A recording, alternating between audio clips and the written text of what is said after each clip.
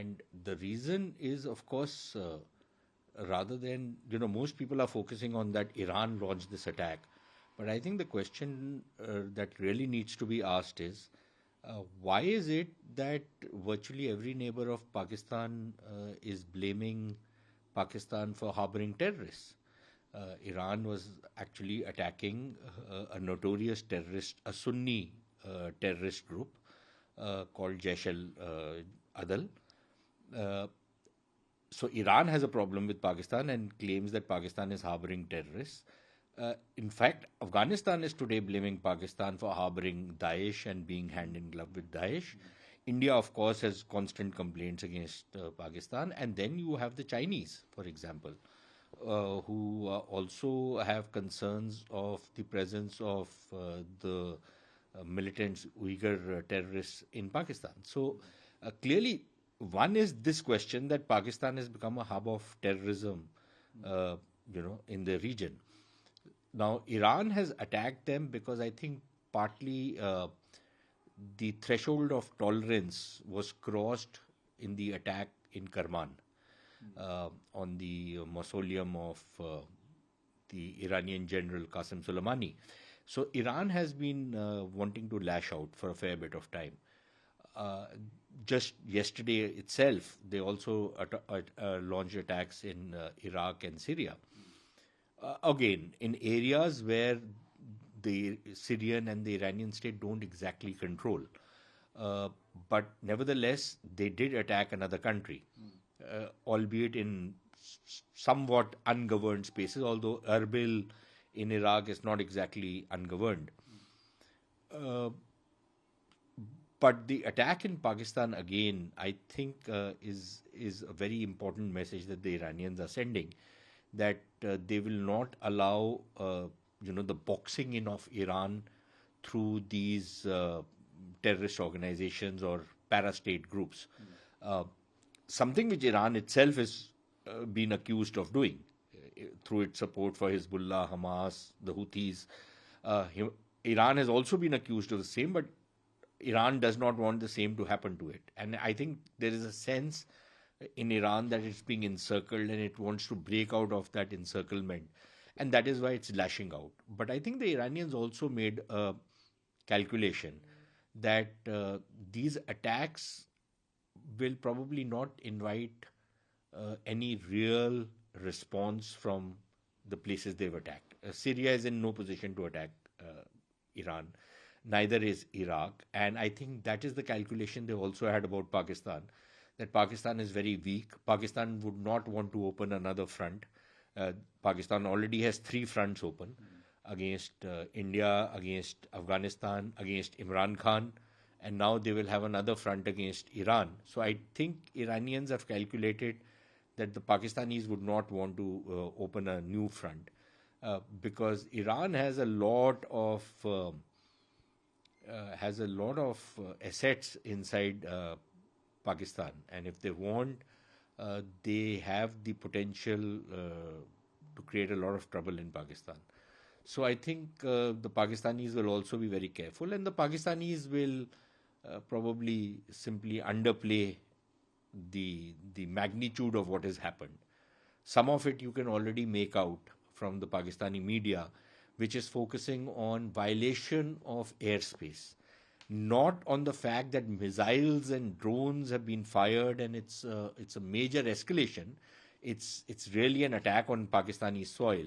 They're not focusing on that. They're talking about violation of airspace as though, a plane has crossed a certain red line and then gone back. So they seem to be playing it down. Yeah, the usual rhetoric of we will reserve the right to respond, etc., has been given. But I don't think that the Pakistanis will really go down that road. If they do, then of course the game totally opens up. Because I don't think the Iranians are going to be wanting to sit down on this.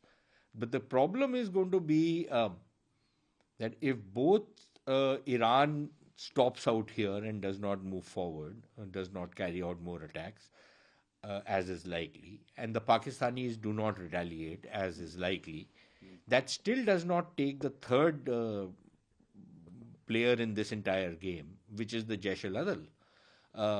Are they going to also stay silent?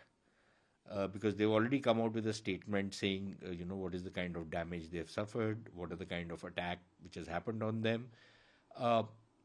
What will be their response? So I think it's a three-player game. So even if two are willing to step back at this point, there is a third player who can actually play spoiler. This kind of statement, because I think it's an empty boast. This is an empty boast, that it'll have serious consequences. What consequences? Of course, there will be tension between Iran and Pakistan, but will it lead to some kind of a shooting match between the two?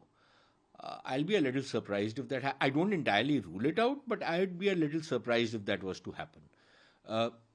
But beyond that, what are the serious consequences? So yes, it's fiery rhetoric from the Pakistanis, which is what happens when you really are not in a position to do anything. And I think that is what is going to be the case. Frankly, the Foreign Office of Pakistan statement is, pretty much standard kind of rhetoric which comes out of Pakistan when this kind of an incident happens. If you go back to what the Americans used to do when they were launching these attacks inside Pakistan, you would hear similar fiery statements coming out of the Pakistanis. Did you ever see the Pakistanis retaliate publicly or openly to anything that the Americans had done? Nothing. The Americans would come, bombard through drones, all sorts of things. The Pakistanis would make pro forma, condemn it in a very pro forma way, and that was it. Business as usual. Look, I think what Pannu is doing is basically trying to provoke.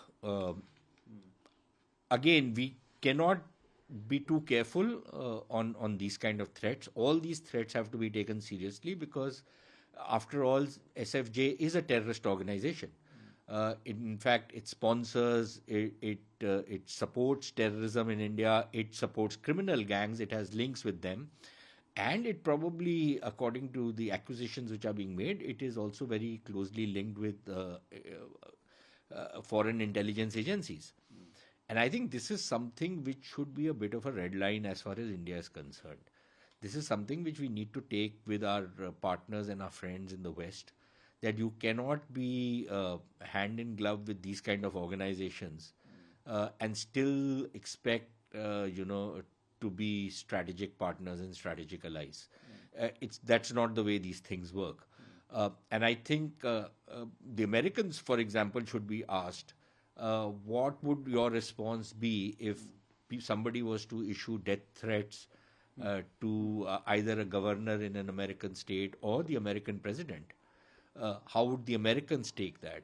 Would they simply say, okay, fine, these are the ravings and rantings of a lunatic, which is what Pannu clearly is.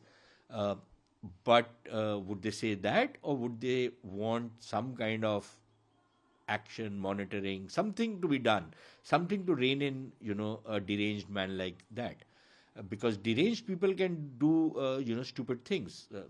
Pannu is a stupid man who will do stupid things, but that does not mean that he be given license to do it.